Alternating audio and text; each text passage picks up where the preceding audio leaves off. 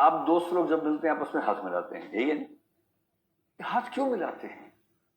क्योंकि आपको पता है कि नॉर्म है, नॉर्मल है कि आमतौर पर जब दो दोस्त मिलेंगे हाथ मिलाएंगे, ये एक सामान्य सहमति समाज में है। आपको सोचना नहीं पड़ता, कोई दोस्त है सिर्फ मैं क्या करूं, सिर मारूं क्या करूं, नाक मिलाऊं क्या करूं, क्लैरिटी है, हाथ मिलाए हो गया, बात खत्म हो गई। ये क्लैरिटी जो आई है कैसे आई होगी? पहली बार किसने हाथ मिलाया होगा? किसी ने तो पहली बार किया ही होगा ना। ऐसा मानते हैं कि किसी भी नॉर्म के डेवलपमेंट में सबसे पहले क्या होता है, एक व्यक्ति विशेष का नवाचार होता है, व्यक्तिगत नवाचार, इंडिविजुअल इनोवेशन।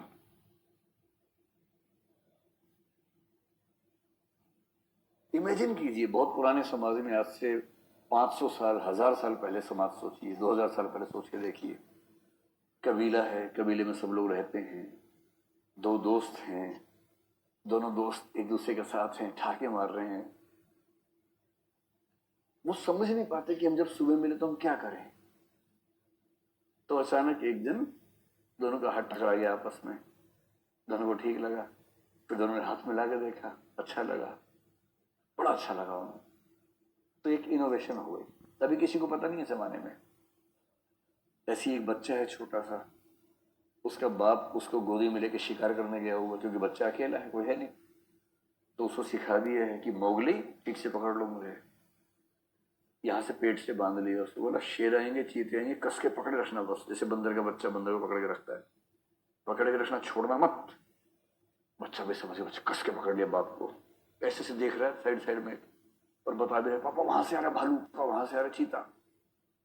और बाप के पास हथियार है, हथियार कौन सा, बंदूक नहीं, लकड़ी वकड़ी के हथियार, पत्थर के। इतने में एक शेर आया, बच्चे की नानी मर गई देख के। बच्चा मम्मी आके बोला पापा शेर। बाप ने तो देखा, और बाप ने पूरी समझदारी से ताकत लगा के शेर को घायल कर दिया और बच्चे को बचा के ले गया। और बच्चे के मन में आ रहा है मेरे पापा सुपरमैन। और जब घर पहुंचा, बच्चा उतरा, अब बच्चे का मन कर रहा है कि मैं कैसे थैंक यू बोलूं अपने पापा को, इन्होंने मेरी जान बचाई है। और उसे कुछ नहीं सूझा, वो पापा के पैर पे नीचे झुक गया। पापा ने कहा क्या कर रहे हो? बोला मुझे भी नहीं पता क्या कर रहा हूं, अच्छा लग रहा है आपके पैर छूना।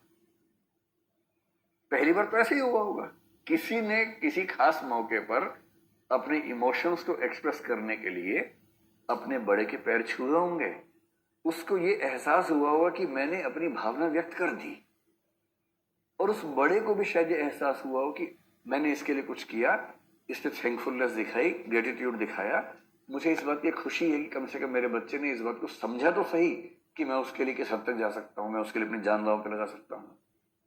उस ग्रेटिट्यूड के प्रदर्शन से, उस कृतज्ञता के प्रदर्शन से उस पिता को भी अच्छा लगा होगा। उस पिता के मन में यह भाव आया होगा कि बेटा अगली बार तो मैं शेर के मुंह में घुस जाऊंगा, तो चिंता ना कर, बस तू ऐसे पकड़े रख कसके।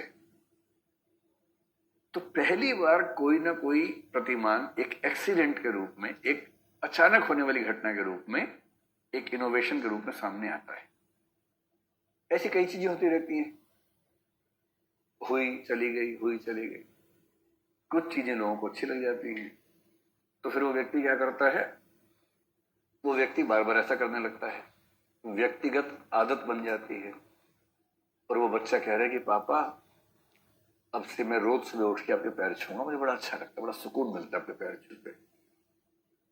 पापा ने कहा ठीक है भाई, अच्छा लगता तो कर लो। पापा को भी अच्छा लगने लग गया। वो दोनों दोस्त मिले अगले दिन, बोले कल बड़ा अच्छा लगा था, फिर हाथ दिखा, फिर हाथ में, अरे बड़ा मजा आ रहा है हाथ मिला के, अब से हम लोग हाथ मिलाया करेंगे। हाँ भाई हाथ मिलाएंगे। तो दोनों हाथ मिला रहे, बाकी जमाने को नहीं पता है ये दोनों हाथ मिला रहे हैं, ये बाप बेटा उनके घर में पैर छूने का प्रोग्राम चल रहा है, बाकी लोगों को नहीं पता भाई। फिर कुछ लोग देखते हैं ये क्या हो रहा है, छोरा क्या कर रहा था तेरा? जब छोरा पैर छू रहा था उसको अच्छा लगता है, अच्छा पैर छूने से अच्छा लगता है। उससे बड़े छोरे को बोला इधर पैर छू, पैर छुआ, अच्छा लगा मुझे भी, तुझे कैसा लगा बेटा? मुझे भी अच्छा लगा पापा। वाह यार, सबको अच्छा लगने लगा। और फिर क्या होता है, धीरे धीरे ये बन जाती है सामूहिक आदत, पूरे समूह को आदत हो जाती है कि हम ऐसा करें। जैसे हमारे देश में कई जगह क्या होता है कि जब कोई बच्चा बहुत सुंदर दिख रहा हो तो माँ बाप उसके ऊपर थूक देते हैं। विशेष रूप से बिहार बंगाल की तरफ ज्यादा चलता है।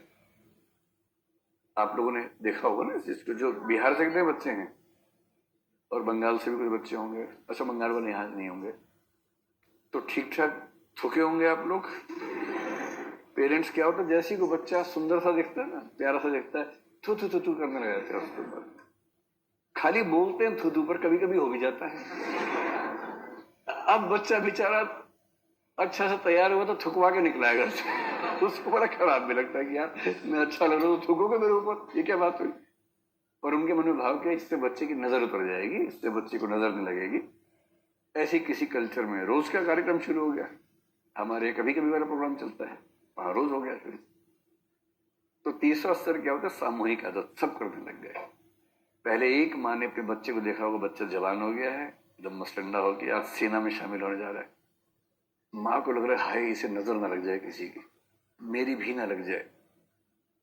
फिर माँ ने क्या किया कि नजर कैसे उतारूं, तो एक तरीका तो होता है काला टीका लगा दिया। टीका लगाते बच्चा भड़क जाता है, क्या मुंह खड़ा कर दिया। फिर माँ यहाँ साइड में लगाने लगी टीका, चल दिखे ना किसी को, पर टीका लगा दें। उसी में थू थू थू वाला प्रोग्राम भी शुरू हो गया, क्योंकि वो दिखता भी नहीं है बाद में। तो एक माँ ने किया, दूसरी माँ बोली अच्छा मैं नहीं थूक सकती, मैं भी थूकूंगी अपने बच्चे को। फिर सारी माँओं ने सामूहिक थूकना कार्यक्रम चलाया उसके बाद से कि सब अपना अपना बच्चा थूकेंगे हम लोग, और हम सबके बच्चे स्मार्ट है, हम सबके बच्चे सुंदर है, हम सब थूकेंगे।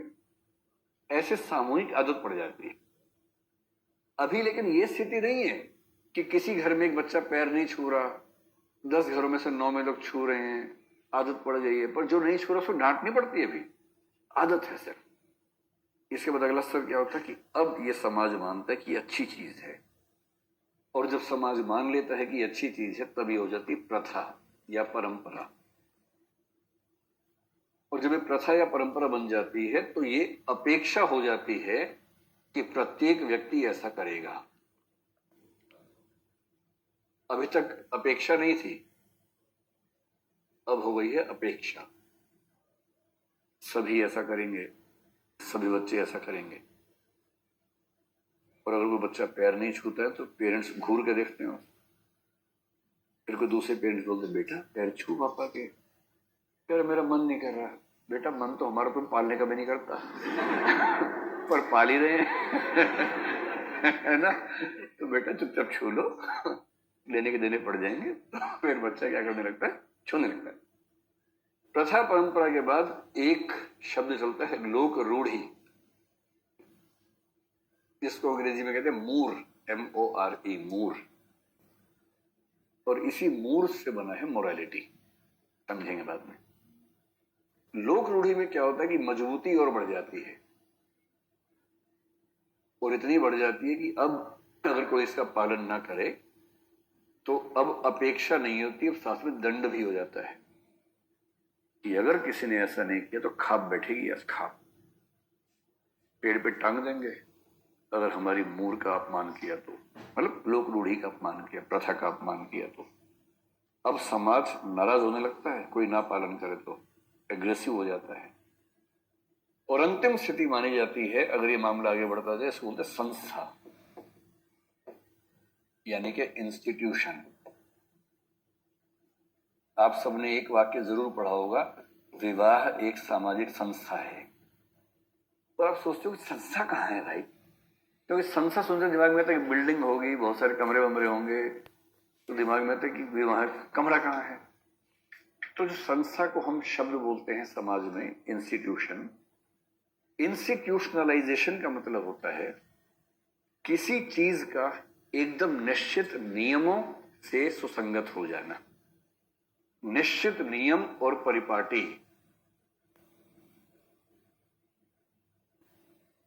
यदि निश्चित नियम बन जाएं, निश्चित परिपाटियां बन जाएं, तो उस सामाजिक आदत को, जो व्यक्तिगत आदत से शुरू हुई थी और होते होते लोक रूढ़ी, प्रथा, परंपरा के बाद क्या बन गई है, संस्था